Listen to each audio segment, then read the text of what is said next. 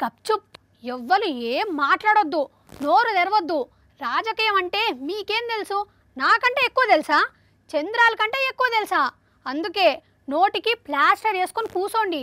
అట్లా కాదని ఎవరన్నా ఎదురు మాట్లాడితే బయటికి పంపిస్తా ఆహా అని తన పార్టీ నాయకులు కార్యకర్తలకు గట్టి వార్నింగ్ ఇచ్చిండు పవన్ కళ్యాణ్.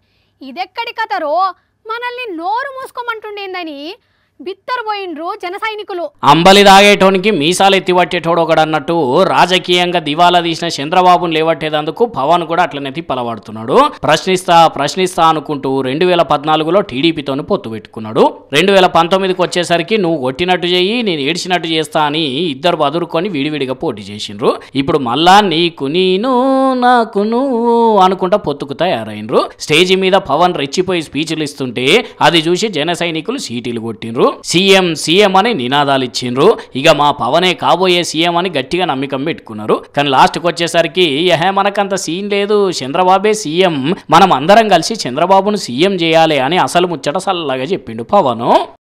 అరే జీవితం అంతా పక్కన జెండాలు మోసుడేనా మా పని అని జన సైనికులు లబ్బ మొత్తుకున్నారు. టీడీపీతోని పొత్తొద్దు అని కొందరు లీడర్లు గట్టిగానే మరలబడ్డారు. కానీ తాంబూలాలు ఇచ్చేసా తన్నుకు చావండి అన్నట్టు పొత్తు ఖరారైంది, ఎవ్వరు కిక్కురు మనొద్దు అని తన అల్టిమేటం జారీ చేసిండు పవన్.